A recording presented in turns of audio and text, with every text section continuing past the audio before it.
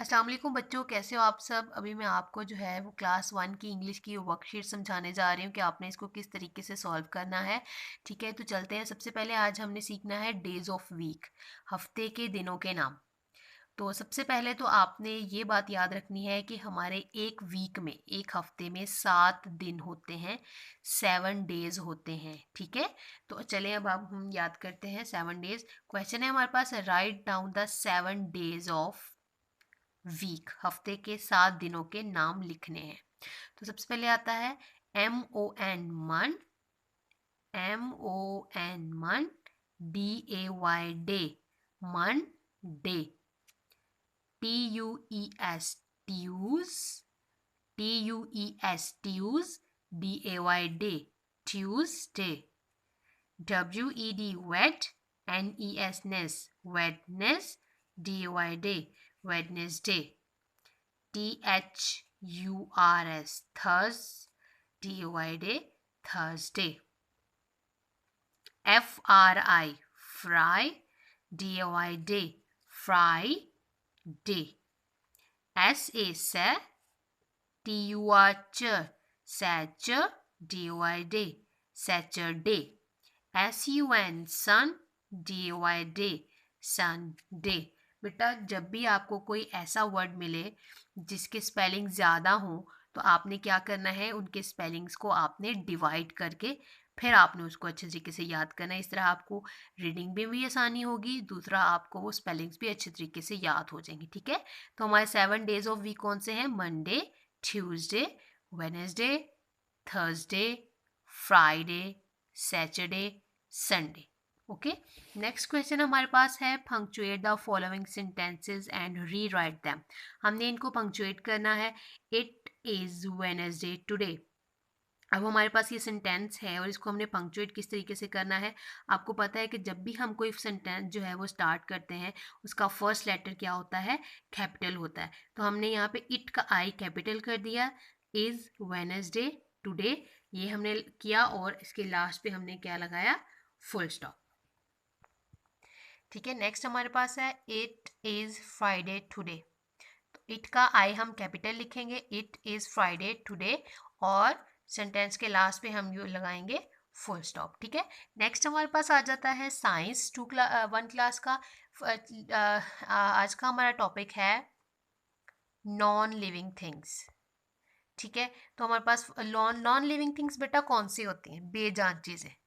बेजान चीज़ें कौन सी होती हैं? जो खुद से चल नहीं सकती, सांस नहीं ले सकती, ग्रो नहीं करती। ठीक है, तो वो होती हैं बेजान चीज़ें, नॉन लिविंग थिंग्स। तो non living things can not breathe, non living things can not grow, non living things can not move by themselves. ठीक हो गया। अब हमारे पास यहाँ पे क्वेश्चन है, इज बॉल लिविंग और नॉन लिविंग थिंग, हाउ। उन्होंने पूछा है कि जो बॉल है, एक जो गेंद होती है हमारे पास, वो लिविंग है या नॉन लिविंग है और क्यों है। तो हम बताएंगे। अब आपको भी पता है, जो बॉल होती है, एक गेंद होती है जिसके साथ हम खेलते हैं, वो बेजान है या जानदार है? क्या वो खुद से सांस लेती है? क्या वो खुद से मूव करती है? क्या वो खुद से बड़ी हो जाती है? नहीं। तो वो क्या है? बेजान चीज़ है, नॉन लिविंग थिंग है। तो इसका हम आंसर क्या लिखेंगे? Ball is non living thing because it can not move by itself. मतलब एक जो गेंद होती है वो खुद से एक जगह से दूसरी जगह मूव नहीं करती, और वो बेजान होती है, नॉन लिविंग थिंग होती है। ठीक है, नेक्स्ट क्वेश्चन हमारे पास आ जाता है, इज कैट लिविंग और नॉन लिविंग थिंग, हाउ। अब कैट के बारे में बात हो रही है, एक बिल्ली के बारे में बात हो रही है।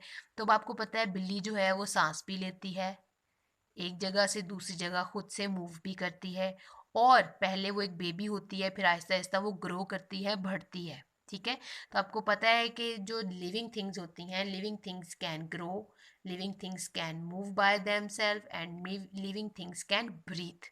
ठीक है, तो अब यहाँ पे हमारे पास आ जाती है कैट। कैट भी जो है वो हमारे पास लिविंग थिंग में आती है।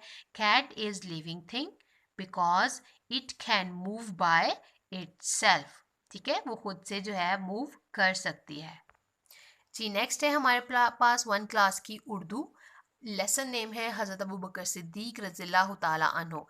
इसकी हमने रीडिंग करनी है आप रज़ियल्लाहु ताला अन्हो से लेके दफन है तक। तो आपने बुक लेनी है अपनी, ठीक है, वहाँ से हम रीडिंग करेंगे। आपने ऊपर रीडिंग कर ली है, ठीक है। आज का हमारा जो टॉपिक है वो यहाँ से है, आज का पैराग्राफ यहाँ से लेके यहाँ तक, ये इसकी रीडिंग करेंगे, इसी की हम डिक्टेशन करेंगे और इसी में से आपको आंसर क्वेश्चंस या वर्ड मीनिंग जो भी हैं वो इसी पैराग्राफ में से आएंगे, ठीक है। इसकी हम रीडिंग करते हैं। आप रज़ियल्लाहु ताला अन्हो ने दीन की खातिर बेपनाह तकालीफ बर्दाश्त की। बेपनाह होती हैं बहुत ज़्यादा, तकालीफ होती हैं दुख दर्द, ठीक है। अपनी खिलाफत के दौरान में आप रज़ियल्लाहु ताला अन्हो ने कभी पेट भर कर खाना नहीं खाया। अब देखें, आप वो जो थे वो एक खलीफा थे और उनके पास हर चीज़ थी, लेकिन फिर भी उन्होंने कभी खुद पेट भर के खाना नहीं खाया। वो गरीबों को देते थे, ज़रूरतमंदों को देते थे। कभी भी उनको ये नहीं हुआ था कि ये सब कुछ जो है वो मैं अपने पास रख लूँ। उनको गरीबों की और ज़रूरतमंदों की खुद से ज़्यादा फ़िक्र होती थी और उन्होंने कभी पेट भर कर खाना नहीं खाया। आप रज़ियल्लाहु ताला अन्हो के दौरे खिलाफत में ईरान, इराक़ और बहुत से इलाके फ़तह हुए, ठीक है। हज़रत अबू बकर सिद्दीक रज़ियल्लाहु ताला अन्हो ने 63 साल की उम्र पाई। मतलब जब आप 63 साल के हो गए थे तब आपकी वफ़ात हो गई, ठीक है।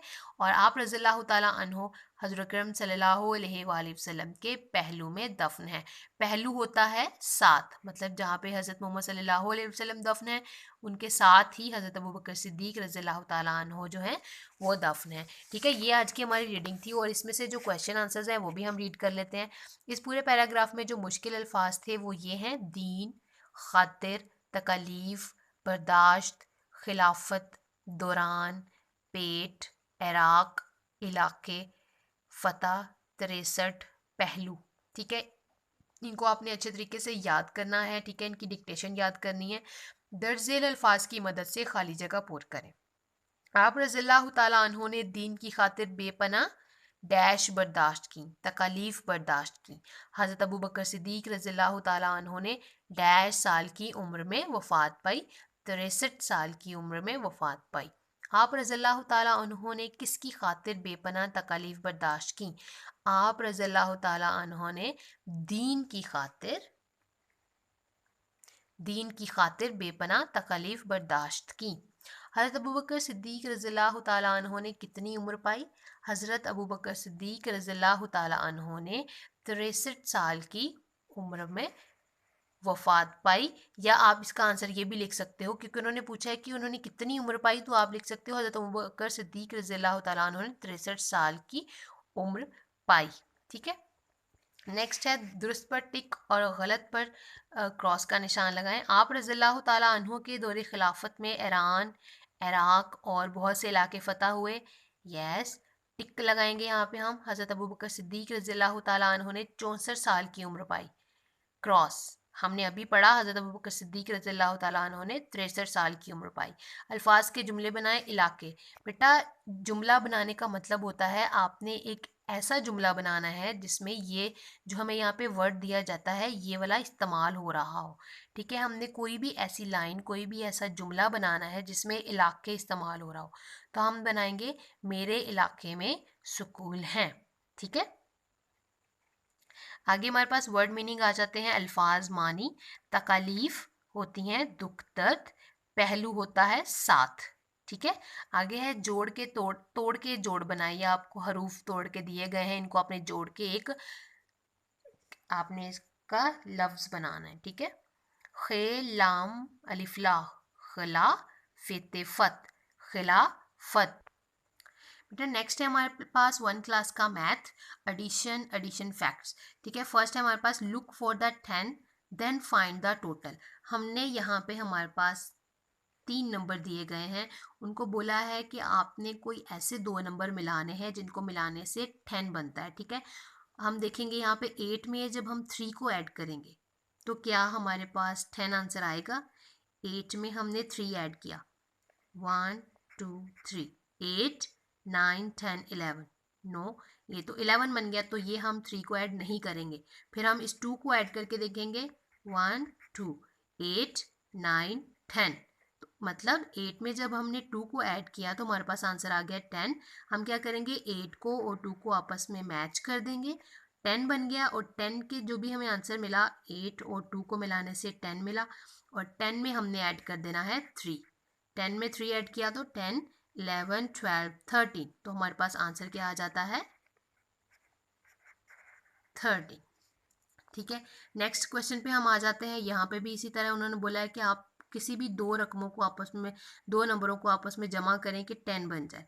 अब 9 में हमें 10 बनाने के लिए हमें कितनी ज़रूरत पड़ती है, 1 की। लेकिन हमारे पास 1 का ऑप्शन ही नहीं है, तो हम क्या करेंगे, 6 में 4 ऐड करके देखेंगे। 1 2 3 4, 6 7 8 9 10। तो हमें क्या मिल गया, 4 और 6 को ऐड करने से हमें 10 मिल गया। और 10 के बाद उस 10 में हमने इसको ऐड कर देना है 9 को। तो 10 में हमने 9 को ऐड किया तो 10, 11, 12, 13, 14, 15, 16, 17, 18, 19। तो हमें आंसर क्या मिल गया, 19। ठीक है, इसी तरीके से आपने इन क्वेश्चन को सॉल्व करना है कि पहले आपने दो ऐसे नंबर ढूंढने हैं जिनको ऐड करने से 10 बनता है, और फिर उस 10 के अंदर जो तीसरा नंबर है उसको आपने ऐड करके यहाँ पे आपने आंसर लिख देना है। ठीक है, नेक्स्ट क्वेश्चन हमारे पास है, सॉल्व दीज 4 + 5। हम कैसे ऐड करेंगे, 4 है तो 4 लाइन्स लगाएंगे, 1 2 3 4। 5 है तो 5 लाइन्स लगाएंगे, 1 2 3 4 5।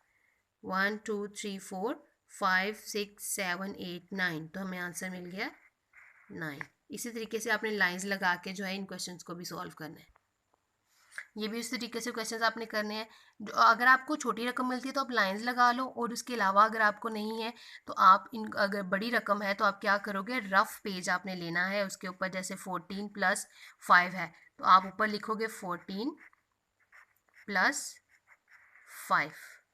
ठीक है, इसको प्लस कर लोगे। 4 और 5 होता है हमारे पास, 4 को ऐड करेंगे, 1 2 3 4। 5 होता है 1 2 3 4 5।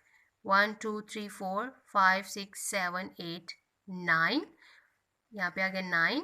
और ये 1 के नीचे कुछ नहीं है तो 1 ऐसे का ऐसे ही आ जाएगा, तो ये 19 हमारा आंसर आ जाएगा। बेटा ये जो काम मैंने किया है ये आपने रफ रजिस्टर पे इसको जो है ना सॉल्व करना है। ठीक है, आपने ऊपर नीचे रकम रख के फिर आपने उसको सॉल्व करना है। ठीक है, इस इनको भी क्वेश्चन को भी इसी तरीके से करेंगे, इन क्वेश्चंस को भी हम इसी तरीके से करेंगे। ठीक है, इनमें से भी मैं आपको एक क्वेश्चन सॉल्व करके दिखाती हूँ। 56 and 5, 56 + 5। 6 है तो 6 लाइन्स लगाएंगे, 1 2 3 4 5 6। 5 लगाएंगे, 1 2 3 4 5। अब इनको प्लस कर लेंगे हम, 1 2 3 4 5 6 7 8 9 10 11। 11 आंसर आता है तो 11 में से 1 हम यहाँ लिखेंगे, और जो दूसरा 1 है वो यहाँ हमारे पास कैरी चला जाएगा। तो कितने हो गए, 5 और 1 हो गए 6। तो हमारा आंसर आ गया 61। ठीक है, इस तरीके से आपने मैथ के क्वेश्चंस को सॉल्व करना है रफ रजिस्टर पे। उसके बाद जो भी आंसर आपको मिलता है वो आपने इधर लिख देना है, आपने अपनी वर्कशीट को गंदा नहीं करना।